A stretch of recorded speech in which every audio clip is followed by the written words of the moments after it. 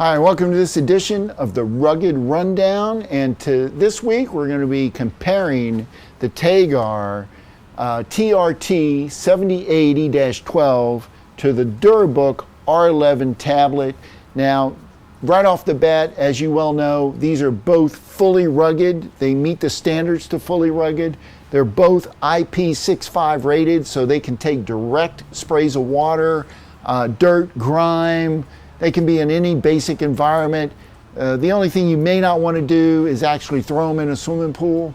They are not fully waterproof, but some of the comparison features include they both have webcams on the front, as you can see, and they also have cameras on the back. So you can be walking around taking pictures of different things, of scenery or whatever you happen to be making pictures of. They both have hot swappable batteries, and I've talked about this Teguar with its hot swappable.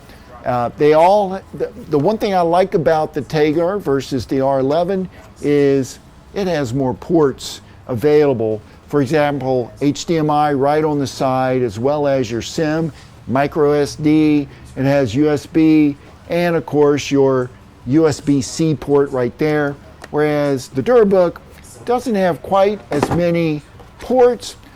The ports it has include a USB and a SIM card slot, as well as there was one other, SIM card slot and one USB-C port here. There's no HDMI out port or anything like that. If we look at the port covers, on the R11, they are plastic hinges right there with some rubber coating here that seals the ports shut, and you got to push that up in order for it to click in and be sealed completely.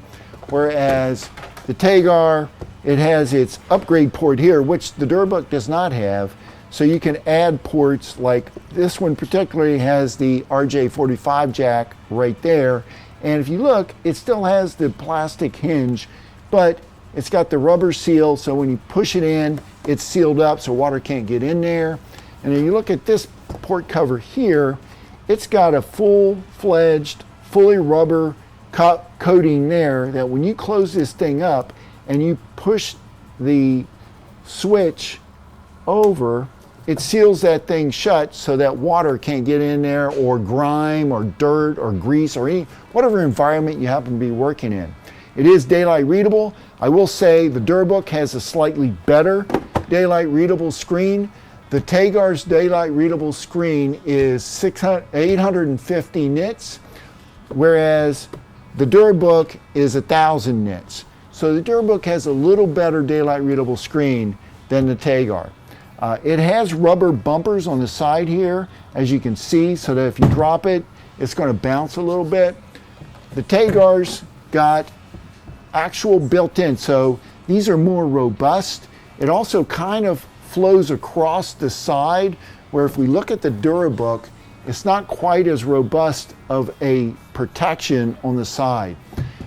These corners are sticking out a little bit like this. I feel like this one would survive a higher drop than the Durabook. The other thing is the screens. Let's take a look at the size screen. It looks like, because the Teguar is a little bit larger, that the screen would be larger, but really in reality, they're basically the same size screens.